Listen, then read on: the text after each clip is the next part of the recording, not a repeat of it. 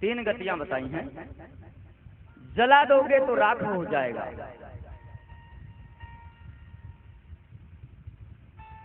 फेंक दोगे तो गीदड़ इत्यादि हिंसक जानवर खा जाएंगे, और गाड़ दोगे तो शरीर में कीड़े खा जाएंगे। और कोई गति शरीर की नहीं होती है, शरीर की यही तीन गतियां होती हैं। फिर शरीर कभी मैं हो सकता हूं क्या? जिनको तुमने अपना माना है वो तुम्हारे हो सकते हैं क्या? ध्यान से सुनना एक बात आगे की जो आ रही है। आप कभी आधा पौना घंटा एक बंद कमरे में अकेले बैठ करके सोचना, घर के एक कमरे में बंद हो जाना आधा पौने घंटे, और मन से सोचना एकांत में बैठ करके, आंख बंद करके, और अपने आप से प्रश्न करना कि मैं क्या हूं।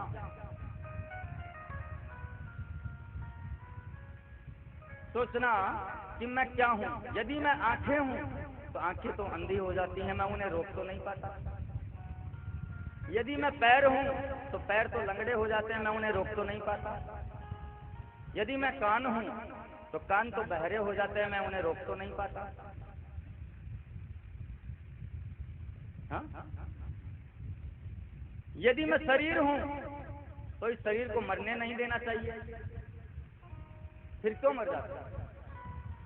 यदि मैं शरीर हूं तो इस शरीर को मरने नहीं देना चाहिए, फिर क्यों मर जाता? माता पिता मेरे हैं तो फिर मरने के बाद चिट्ठी क्यों नहीं डालते, फोन क्यों नहीं करते कि बेटा हम सुखी हैं कि दुखी हैं? हाँ?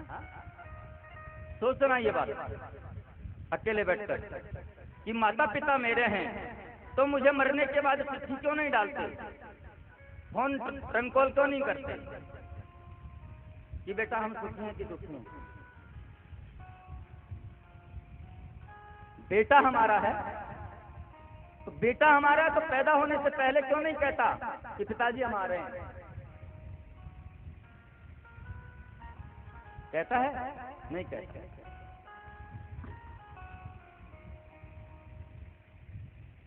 इसका मतलब क्या है? चलो छोटा सा ही सोच लो।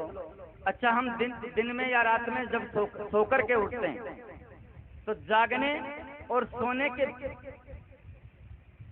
बीच का ही चक्कर क्यों है? जब हम जाग रहे सो जाते हैं और फिर जब जगते हैं उसके बीच में हम कहाँ चले जाते हैं? हमारे ऊपर पंखा गिर जाए, छत गिर जाए, छज्जा गिर जाए, हमें पता लगता है? नींद में कहाँ चले जाते हैं हम लोग? कुछ पता नहीं होता।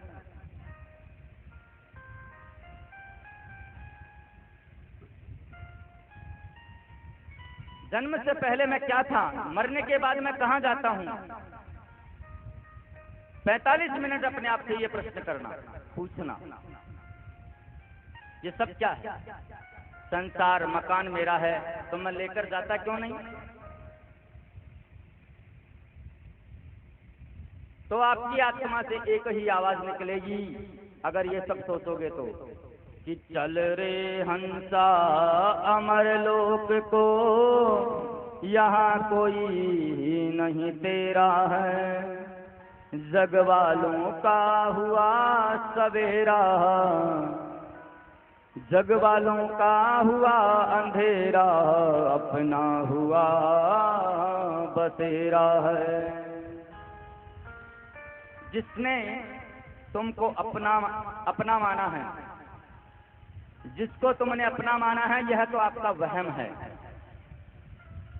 एकदम नाटक है। समाज में प्रतिष्ठा पाने के लिए सुंदर मकान बनाना भी धर्म है। 8 घंटे दुकान पर बैठना और धन कमाना भी हमारा धर्म है, और उस धन को कमा करके ला करके पत्नी और बच्चों में समर्पित कर देना भी हमारा धर्म है। बच्चों से, पत्नी से प्रेम करना भी धर्म है, लेकिन पत्नी, बच्चे, मकान, खजाना मेरा है, इनके बगैर मैं रह नहीं सकता, ऐसा सोचना, चिंतन करना अधर्म है, बंधन का कारण है, यही बंधन का कारण है। इसलिए इन जो प्रश्नों पर मैंने कहा है, उन प्रश्नों पर विचार करना, एक बार गौर करना। इसलिए हमें अधिक से अधिक हरि का भजन करना चाहिए। ये जिंदगी धोखा दे जाएगी, कर ले भजन हरि का।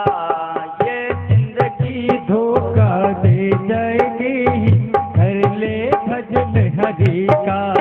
ये जिंदगी धोखा दे जाएगी, कर ले भजन हरि का। ये जिंदगी धोखा दे जाएगी, कर ले भजन हरि का।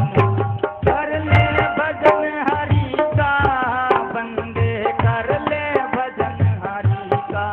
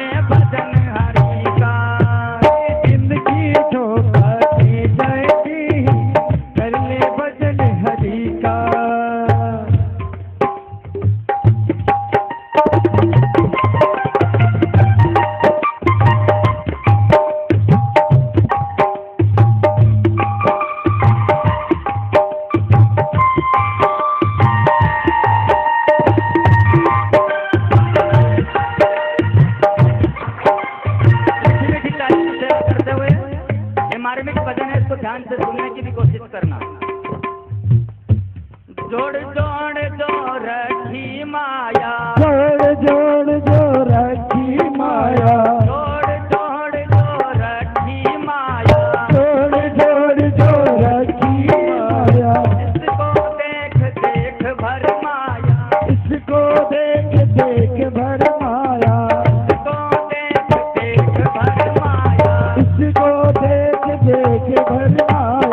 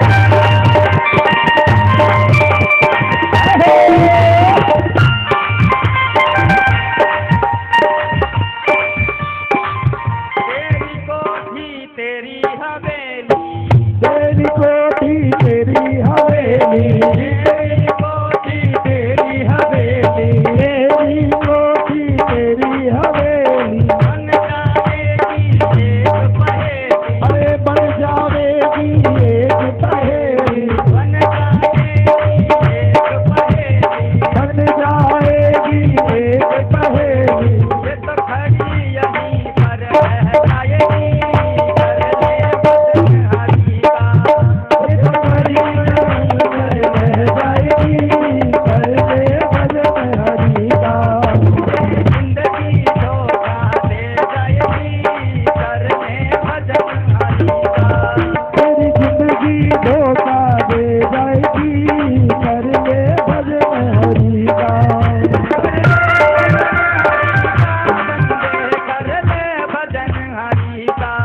हो कर ले भजन हरि का, बंदे कर ले भजन हरि का। तेरे मन की मन में रह जाएगी, कर ले भजन हरी का।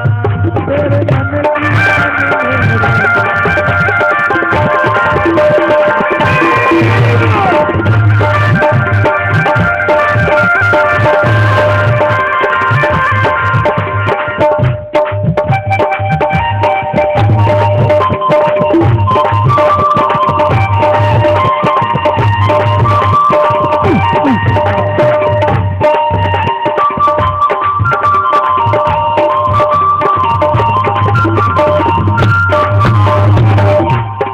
रहेगा जो बन छाया, बन पाया, सदा रहेगा जो बन छाया। सदा रहेगा जो बन गाया। मिट्टी की ये तेरी काया, मिट्टी की ये तेरी काया, मिट्टी की ये तेरी काया। मिट्टी की ये तेरी काया।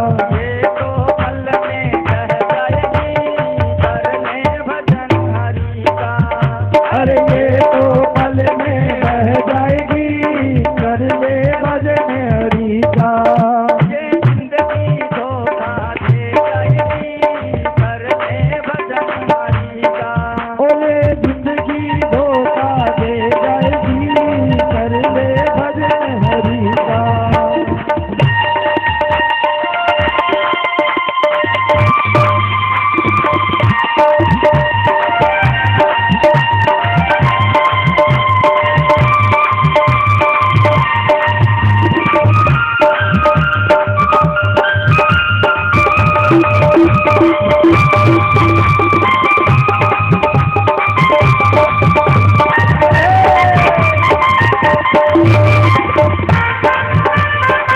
और देखिए इस भागवत सप्ताह ज्ञानी में यज्ञ में डुबकी लगाने के लिए बैठे हैं।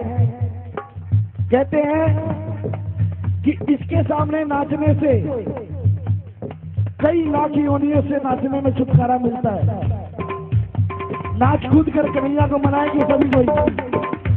महाराज श्री के सानिध्य में खूब आनंद बरसेगा, खूब रस लूटेंगे यहाँ भागवत महात्मा। भजन करने का यही है मौका, भजन करने का यही है मौका, भजन करने का यही है मौका। ओ भजन करने का यही है मौका। इस जीवन का नहीं भरोसा, इस जीवन का नहीं भरोसा, इस जीवन का नहीं भरोसा। इस जीवन का नहीं भरोसा। मोट उठा तुझे ले जाएगी, कर ले भजन हरी का। अरे कोट उठा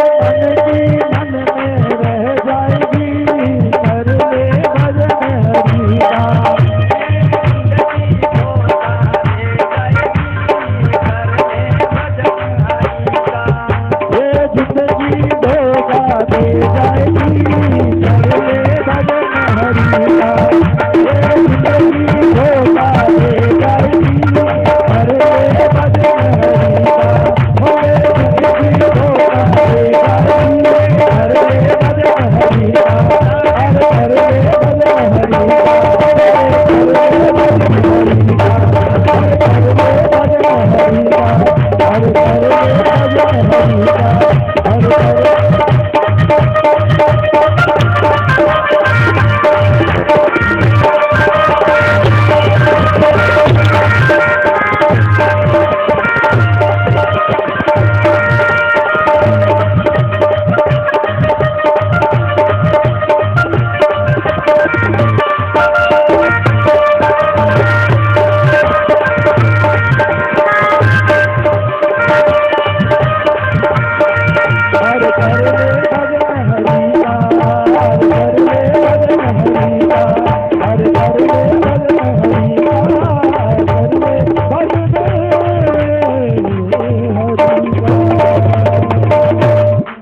बल सच्चे दरबार की, बोलिए वृंदावन बिहारी लाल की जय। जय श्री राधे।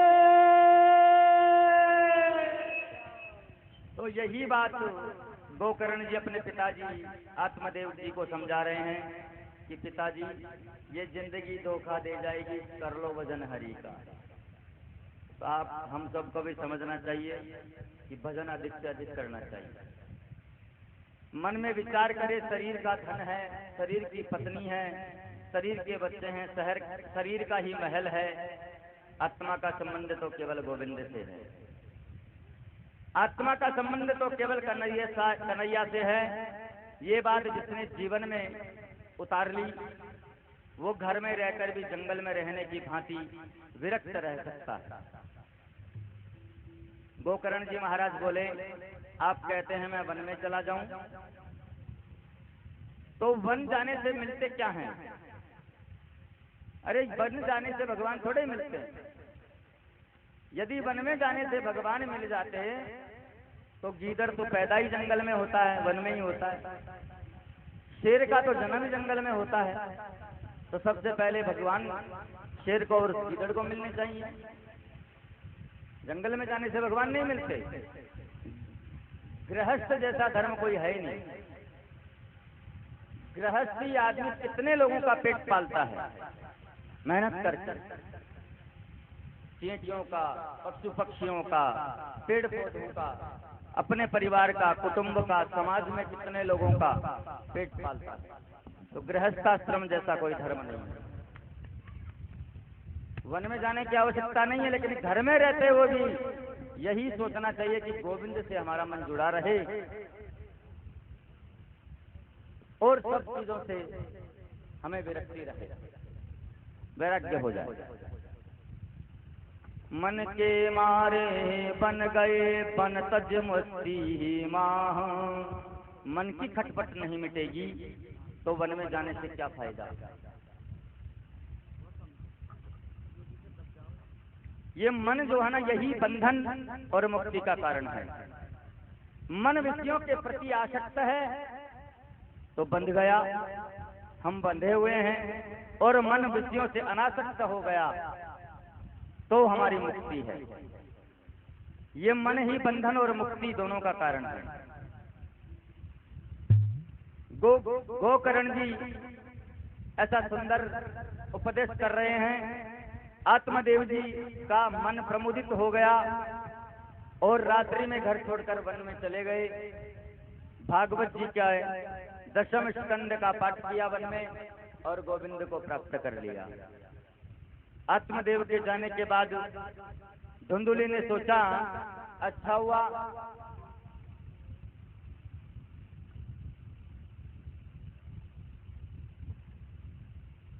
और धुंधुकारी ने भी सोचा कि अच्छा हुआ, रोज कहते थे ऐसा करो वैसा करो, ये मत करो वो मत करो, बार बार हर बात में टोकते थे।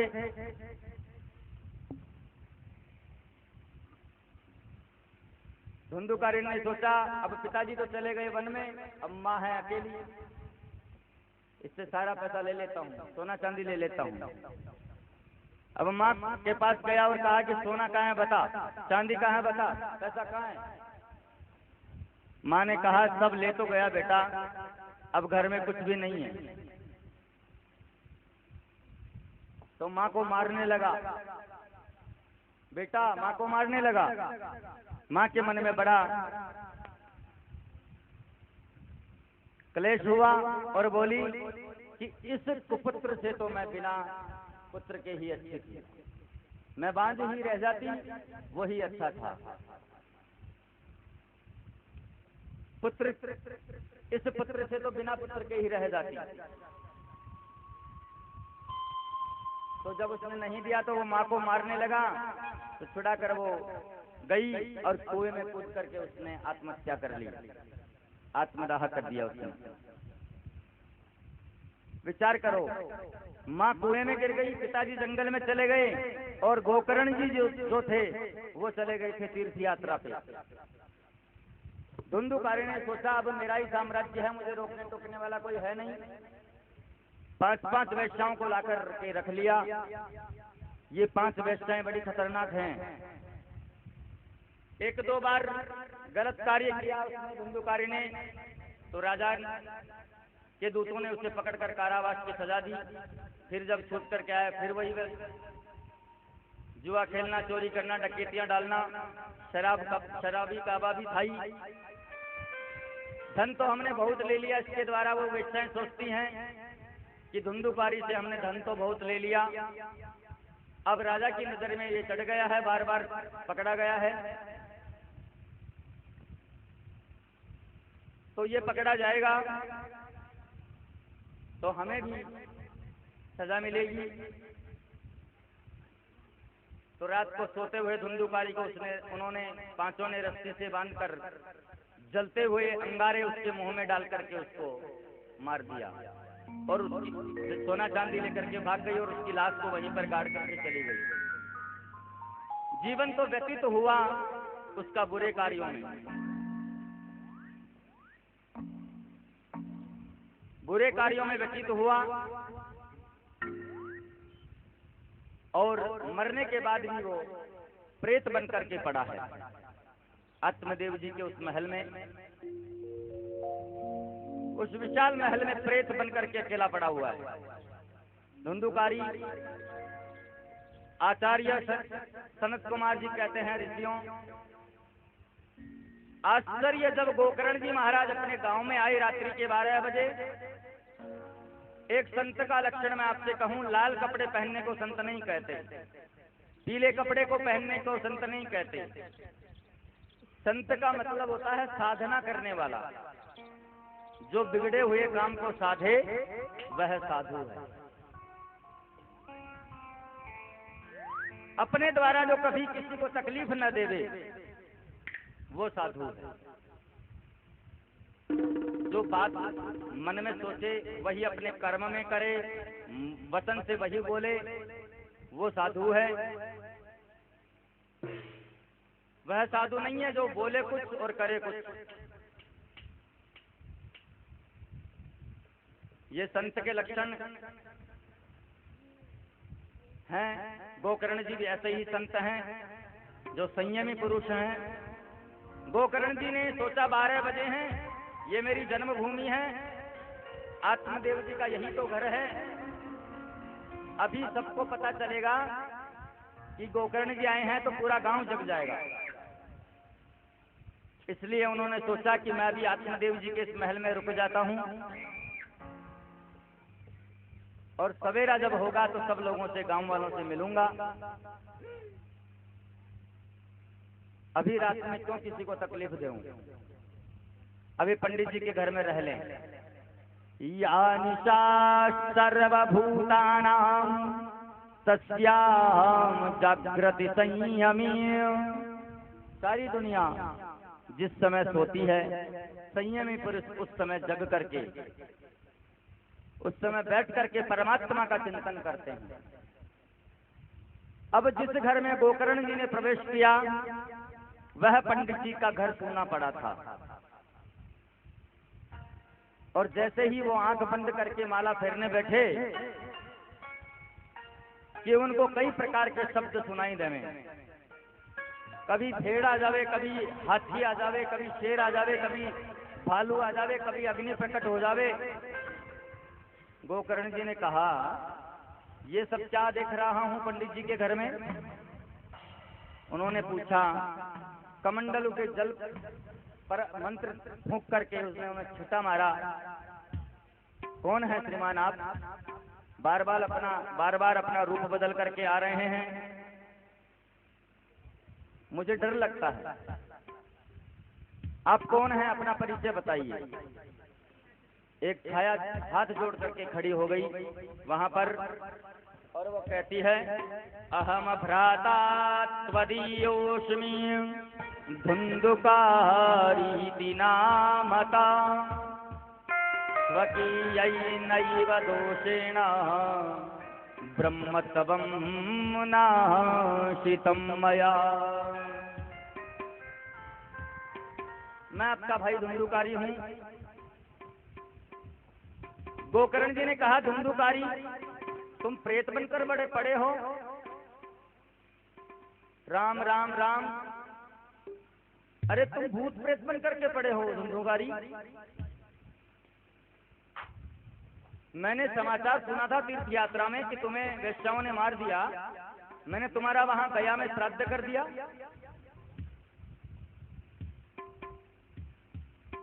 तो धुंधुकारी कहता है कि गया में चाहे मेरे 100 श्राद्ध कर दो, फिर भी मेरी मुक्ति नहीं होगी।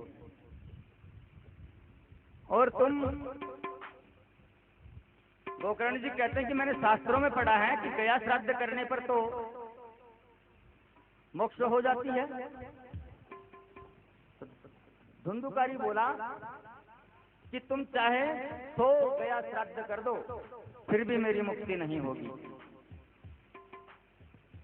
अब गोकर्ण जी ने कहा कि मैं तुम्हारे लिए कोई रास्ता निकालूंगा, तुम्हारी मुक्ति का कोई उपाय करूंगा। तो धुंधुकारी कहता है कि आप जैसा विद्वान जिसका भाई, फिर भी इस प्रकार के कष्ट को मैं भोग रहा हूँ, कितनी तकलीफ की बात है। गोकर्ण ने कहा, डरना नहीं, मैं कोई न कोई उपाय जरूर निकालूंगा। गोकर्ण जी सवेरे उठे, सूर्य भगवान को प्रणाम किया। हे भुवन भास्कर सूर्य, बस इतना बता दो कि महाप्रेत की मुक्ति कैसे होती है।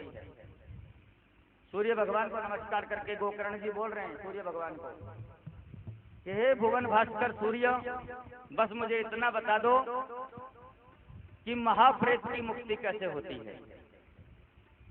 भगवान भुवन भास्कर सूर्य ने आदेश किया, श्रीमद् भागवतान मुक्ति सप्ताहम वाचनम कुरु।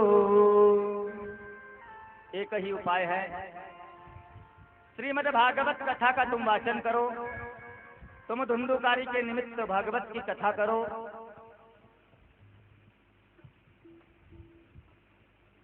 तो गोकर्ण जी के लिए मंच सजाया गया, भागवत जी को विराजमान किया। जहां भागवत जी का पंडाल सजाया, वहां एक सुंदर बांस का बगीचा था। गोकर्ण जी महाराज स्वयं व्यास आसन पर बैठे और भागवत जी को स्थापित किया। आगे एक आसन बिछा दिया और कहा, भैया धुंधुकारी, तुम जहां कहीं भी हो, यहां आकर के भागवत सुनो, मैं तुम्हारे लिए ही कह रहा हूं।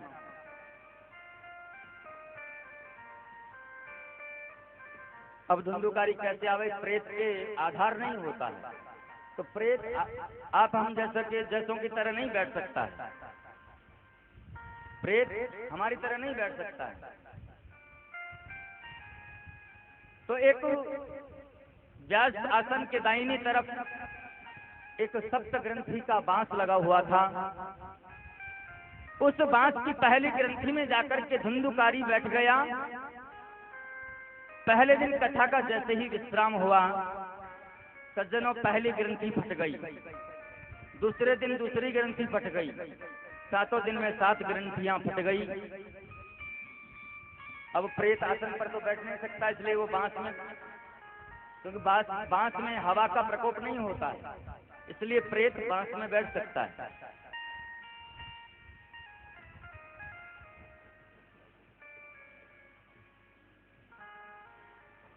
प्रेतात्मा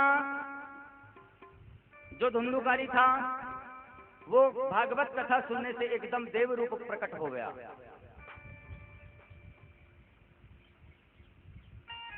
एकदम देव रूप प्रकट हो गया और हाथ जोड़ करके गोकर्ण जी से कहा कि भैया आपने मुझ पर बहुत बड़ी कृपा की, यदि आप भागवत श्रवण नहीं कराते तो मेरा उद्धार संभव नहीं था।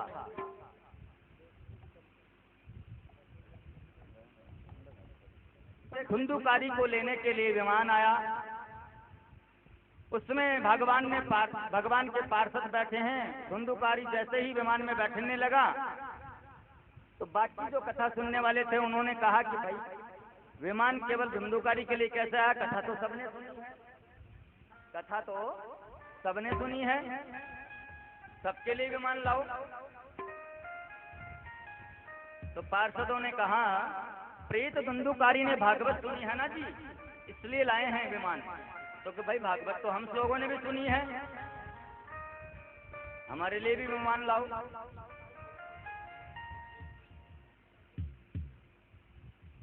अत्रैव बहवः सन्ति श्रोतारो मम निर्मला। कथा तो हजारों लोग सुनते हैं। कथा तो पार्षदों ने क्या कहा कि कथा तो हजारों ने सुनी है, यदि भागवत सुनने से मुक्ति हो मिलती है तो सभी ने भागवत सुनी है।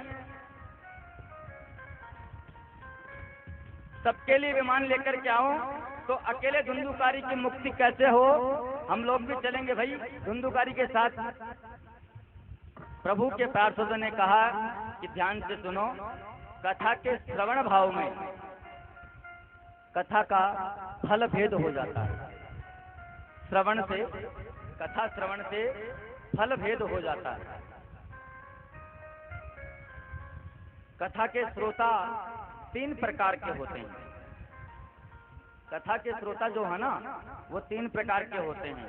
एक होते हैं श्रोता, एक होते हैं सरोता और एक होते हैं श्रोता। 3 प्रकार के श्रोता बताएं। श्रोता श्रेष्ठ कौन है? जो कथा एकाग्र मन होकर सुने। श्रवण के समय चित्त की एकाग्रता होनी चाहिए। कथा के समय चित्त में एकाग्रता होनी चाहिए, मन इधर उधर नहीं भटकना चाहिए कि बाहर से कौन आ रहा है, कौन जा रहा है इत्यादि ध्यान नहीं देना चाहिए।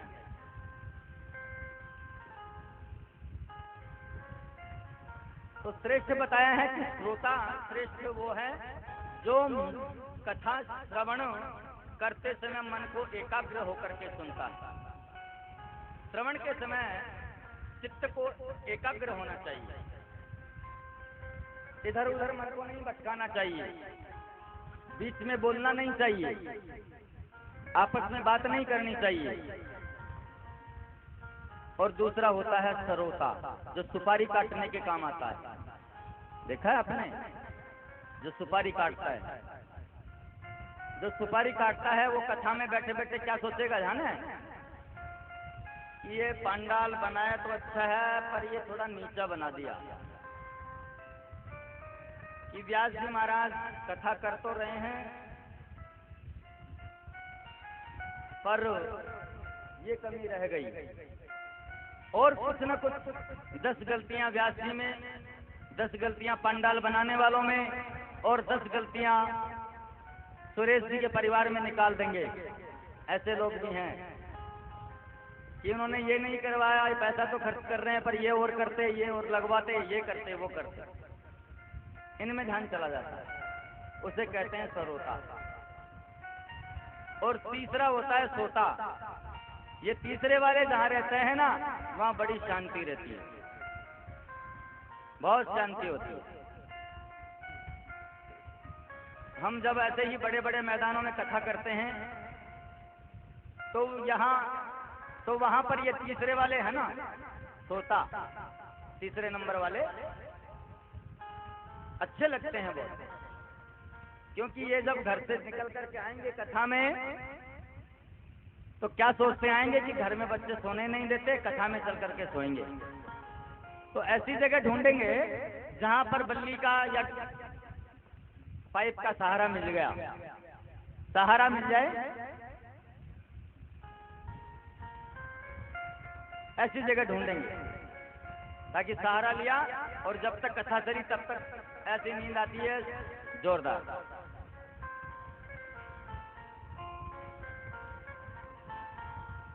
ऐसी नींद आती है कि दो दो गोली लेने पर भी नहीं आए घर में।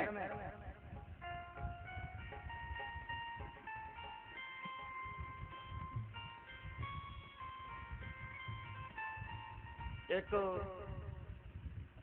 मैया हमसे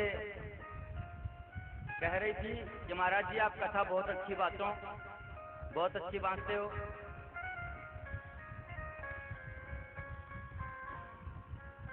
कथा इतनी सुंदर आपने कही, आपको मधुर बड़ो कंठ जो है बड़ो मधुर है।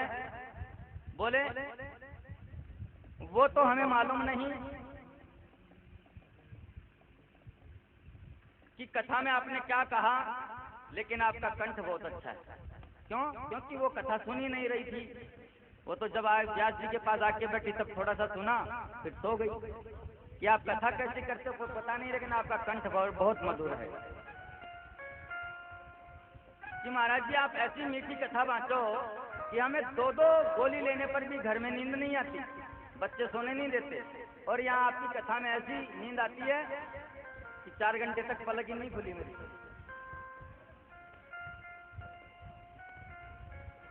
तो ये तीसरे वाले हैं, यहाँ बड़ी शांति होती है। लेकिन भगवान जो है वो श्रोता को ही मिलते हैं, सरोता और श्रोता को नहीं मिलते हैं। लेकिन भगवान श्रोता को ही मिलते हैं, सरोता और श्रोता को नहीं मिलते हैं। इसलिए नियम से कथा सुनो, प्रेम से सुनो, श्रद्धा से सुनो, भक्ति भाव से सुनो, तभी मुक्ति है। और भागवत में जो सुनते हो उन बातों को अपने जीवन में उतारो। अपने जीवन को भागवत में जैसा ज्ञान मिले उसी के अनुरूप ढालते चले जाओ। इसलिए फल में भेद हो जाता है। तो धुंधुकारी ने कथा एकाग्र मन से सुनी, और लोग तो सुन रहे थे वो ऐसे सुन रहे थे, आपकी हमारी तरह इधर उधर ध्यान था। इसलिए इधर उधर ध्यान नहीं होना चाहिए। देखिए मुक्ति कभी भी मरने के बाद नहीं होती है। लोग गलत कहते हैं कि मुक्ति मरने के बाद होती है। मुक्ति का क्या अर्थ है? मुक्ति का अर्थ क्या है? अभी मैंने पहले भी बताया था, मुक्ति कभी भी मरने के बाद नहीं होती है। मुक्ति हमेशा जीवित ही होती है, और जिसकी जीवित मुक्ति नहीं हुई उसकी मरने के बाद भी नहीं होती। मुक्ति का अर्थ है अपने आत्मा को पहचानो, आत्मा का ज्ञान लो, आत्म तत्व को पहचानो, आत्मा के बोध को कहते हैं, वही मुक्ति। मुक्ति का मतलब मरना नहीं होता। मुक्ति का मतलब है आत्मा का बोध, आत्मा का ज्ञान।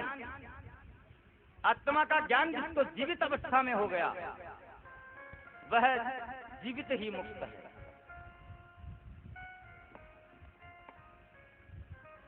और जिसे आत्मबोध नहीं हुआ उसे पुनरपि जननम पुनरपि मरणम पुनरपि जननी जठरे शयनम। पुनः जन्म लेना पड़ेगा, पुनः मरना पड़ेगा, फिर माँ के गर्भ में जाएगा, फिर जन्म लेगा, फिर मरेगा। ये चक्र चलता रहता है। नारद जी बोले कथा श्रवण का नियम क्या है? सनत कुमारों ने कहा भागवत कथा जब सुनी जावे तो अच्छे विद्वान ब्राह्मण से इसका मुहूर्त निकलवाना चाहिए। भागवत के लिए श्रावण, भाद्रपद, आश्विन, कार्तिक, अगहन का महीना, माघ, फागुन, वैशाख, चैत्र और ज्येष्ठ का महीना सबसे श्रेष्ठ माने जाते हैं। वैसे हमारी मान्यता है जिस दिन भागवत आरंभ वही शुभ मुहूर्त है। पौष के महीना में भागवत कराना वर्जित है, लेकिन पौष के महीना में भी आजकल तो होती है सब जगह। भागवत कथा श्रवण के लिए स्थान उत्तम होना चाहिए, विशाल व शांतिप्रद होना चाहिए। जहां भागवत जी का व्यास मंच बने वहां तुलसी की स्थापना होनी चाहिए। देवताओं का आवाहन, स्थापन, पूजन बड़ी विधि से रोज करें। व्यास जी के अलावा 5 ब्राह्मणों का और वर्ण करें जो ओम नमः भगवते वासुदेवाय गायत्री मंत्र, भागवत के मूल पाठ, विष्णु सहस्त्रनाम इत्यादि के जाप करे, पाठ करे। अतः वक्ता की सहायता के लिए 5 ब्राह्मण और हों जो कीर्तन इत्यादि करावें। भागवत जी के श्लोकों को संगीत के साथ में गावें। कथा में जितने भी उत्सव आवे उन्हें बड़े उत्साह से मनाना चाहिए। वामन जन्मोत्सव, राम जन्मोत्सव, कृष्ण जन्मोत्सव, इन उत्सवों को खूब श्रद्धा से मनाना चाहिए। जिस उदारता से इस ज्ञान यज्ञ में उत्सव मना सकें, मनाना चाहिए।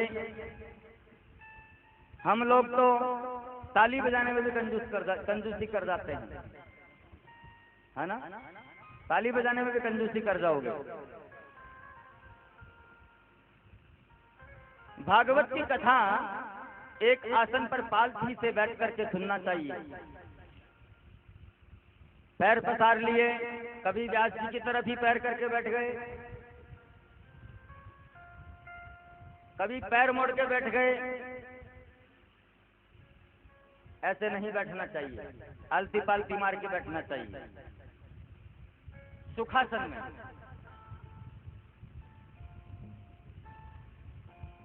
देखिए देवी भागवत इसमें भागवत महात्म्य में लिखा है कि आप चाहे जैसे बैठो लेकिन एक आसन कभी नहीं मारना। दोनों घुटने खड़े करके मोड़ लिए और ऐसे हाथ बांध के बैठ गए। उस आसन में कभी नहीं बैठना चाहिए, ये भागवत में लिखा है। इसको कहते हैं दरिद्रासन। इस आसन को लगाकर देवराज इंद्र भी कथा सुनेगा तो वो भी दरिद्र हो जाएगा।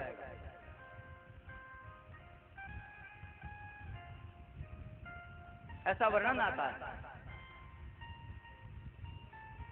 और अगर किसी के घुटनों में दर्द ही है तो कोई बात नहीं, वो राम जी पे छोड़ दो फिर कि राम जी आप जानो, जैसे कथा सुना दो।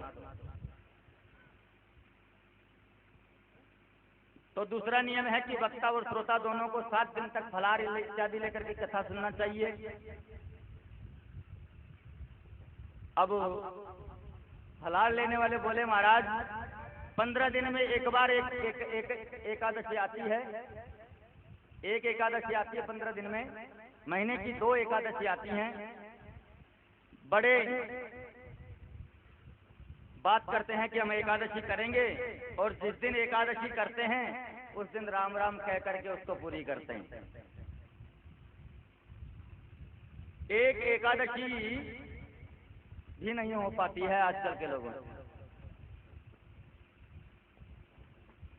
और भगवान करे ऐसी एकादशी रोज ही आयो करे। क्यों? क्योंकि उस दिन खूब माल बनते हैं, है ना? बुआ पकौड़ी इत्यादि जो भी एकादशी के जो भी फलारी सागार होते हैं बहुत बनते हैं माल। और दूसरे दिन द्वादशी आई तो सवेरे पहले अगर किसी ने कर ली एकादशी, उसकी बात चल रही है, तो सवेरे पहले चादर से मुंह बाद में निकालेंगे। पहले कहेंगे कि नाश्ता जल्दी तैयार कर देना। कि भाई क्यों? कि कल मैंने एकादशी की थी, मालूम नहीं है क्या?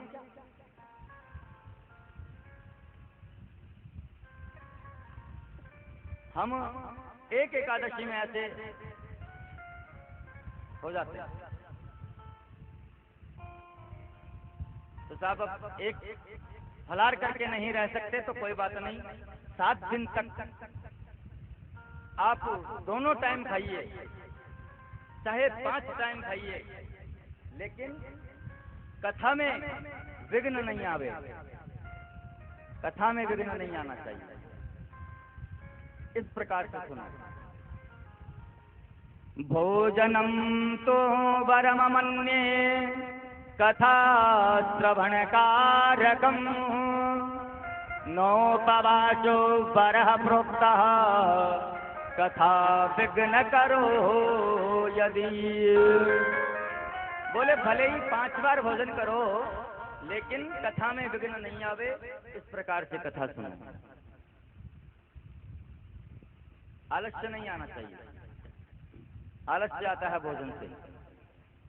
भागवत जी के वक्ता थे पूज्य श्री डोंगरे जी महाराज, आपने नाम सुना होगा। वो जब कथा करने बैठते थे तो उससे पहले दूध और दलिया खा के बैठते थे, भूखे पेट नहीं रहते थे। वो दूध और दलिया खा करके बैठते थे, तो उसमें कोई दोष नहीं, लेकिन विघ्न नहीं आना चाहिए कथा में, आलस्य नहीं आना चाहिए। जैसे स्वास्थ्य अच्छा रहे बस कथा में उत्साह बनाए रखें, सवेरे जल्दी उठने का प्रयास करें, आरती खूब श्रद्धा से गाएं, कीर्तन उन्मत्त होकर के गाएं। यही कथा का सार है, यही ज्ञान यज्ञ है। सनत कुमार जी ऐसा कह रहे थे कि भक्ति देवी प्रकट हो गई, ज्ञान वैराग्य दोनों का बुढ़ापा दूर हो गया। सनत कुमार बोले, भक्ति देवी तुम आ गई, तुम भक्तों के हृदय में वास करो, भक्तों के हृदय में प्रकट हो। अब वहां भक्ति जब प्रकट हुई तो वहां पर कीर्तन होने लगा। प्रहलाद स्थालधारी तरल गति तया शुद्धव कंशतारी। प्रहलाद स्थालधारी तरल गति तया शुद्धव कंशधारी। वीणाधारी सुरऋषि स्वर कुशलतया राग करता अर्जुनो भूत। इंद्रो वादिन मृदंगम जय जय सुकरा कीर्तने कीर्तने ते कुमारा। यत्राग्रे भावभक्ता सरसर तनया व्यासपुत्रो बभूव। प्रहलाद जी ताली बजा रहे हैं, वहां उद्धव जी कांसा बजाने लगे, देवलाल इंद्र मृदंग बजा रहे हैं, सनत कुमार जी जय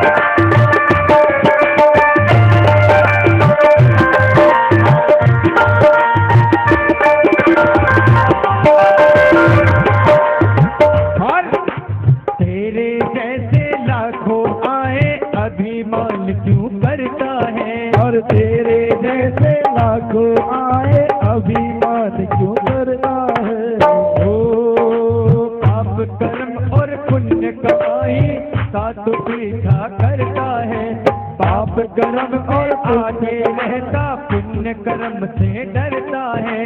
आप कर्म में आके रहता, पुण्य कर्म से डरता है। हो सोने का तन मिट्टी में मिल जाएगा,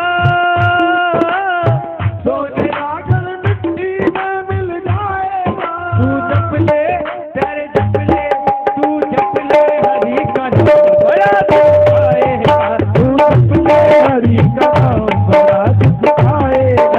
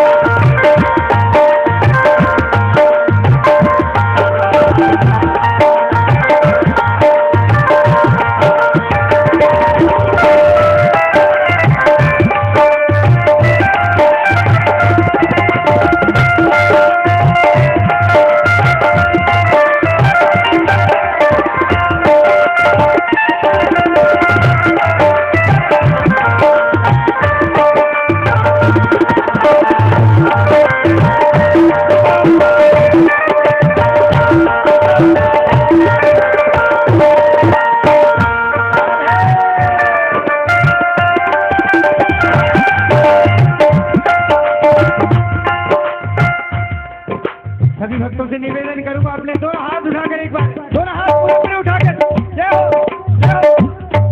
ओ सोने का तन मिट्टी में मिल जाएगा, सोने का तन मिट्टी में मिल जाएगा। अपने हरि का नाम बड़ा दुख आएगा, तू जप ले हरि का नाम बड़ा दुख आएगा।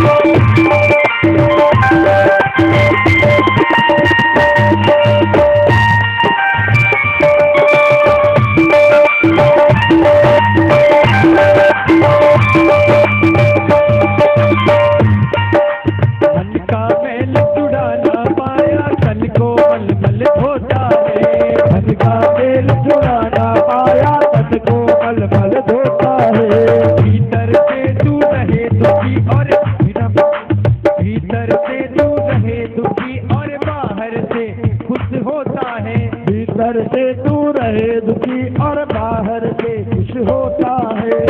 हो माल खजाना यही बना ले जाएगा, तेरा माल खजाना यही बना ले जाएगा। कौन कौन जपना चाहता है मेरे साथ हरि का नाम? दोनों हाथ उठाकर बताइएगा। तू जप ले, तू जप ले, तू जप ले हरि का नाम, तू जप ले हरि का नाम बड़ा सुख पाएगा।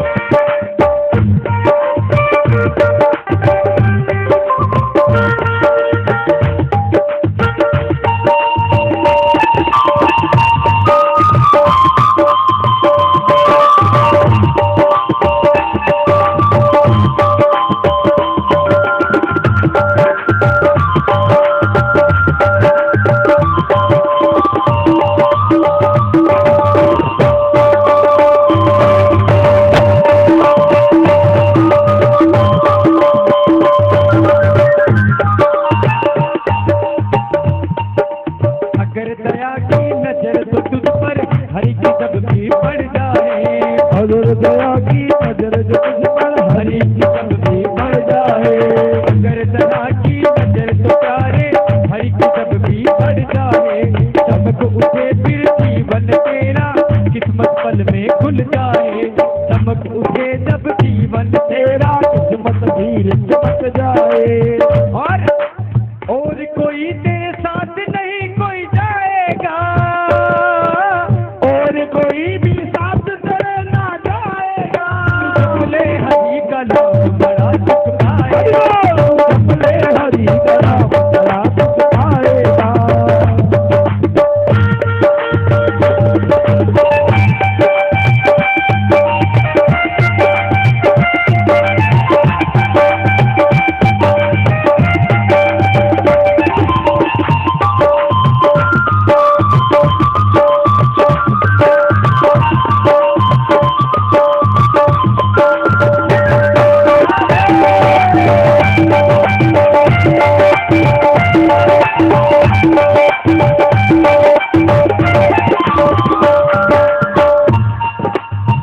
हो किसके लिए तू जोड़े पूरी स्वार्थ के सब साथी है, इसके लिए तू जोड़े बूटी सारथ के सब साथी है। अंत समय में चले अकेला मौत खड़ी मुस्कुराती है, अंत समय में चले अकेला मौत खड़ी मुस्कुराती है। हो प्रभु कृपा से नैया पार लगाएगा, प्रभु कृपा से नैया पार लगाएगा। और सभी को साथ में एक साथ कहना है, दोनों हाथों की ताली बजाकर हरि बोल हरि बोल हरि बोल हरि बोल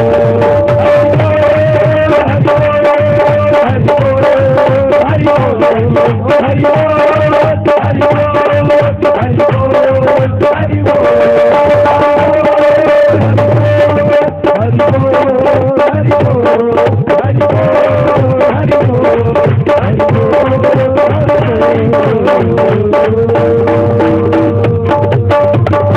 बोलिए वृंदावन बिहारी लाल की जय। जय श्री राधे।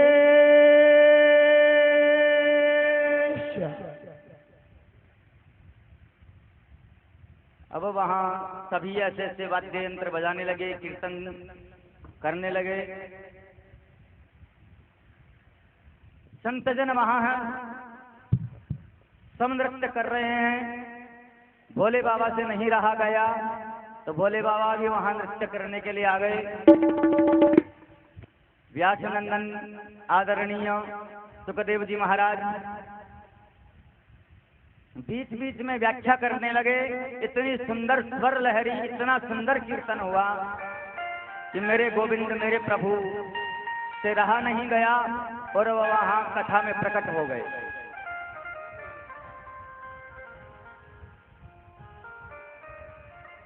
बोलिए राधा सर्वेश्वर भगवान की जय हो। भगवान वहां पर प्रकट हो गए कथा में। मैं आप लोगों की कथा एवं कीर्तन से बड़ा प्रसन्न हूं, इसलिए आप वर मांगो, क्या चाहिए। भक्तों ने कहा यही वर दे दो, जब जब आपका कीर्तन करें तब तब आपके दर्शन कर लिया करें। जब भी कीर्तन हो आपके दर्शन हो जाए। भगवान वर देकर गए, ज्ञान वैराग्य का बुढ़ापा मिट गया, भक्ति देवी के मन के कष्ट की निवृत्ति हो गई। सूत जी ने यह प्रसंग शौनकादिक ऋषियों को बता दिया।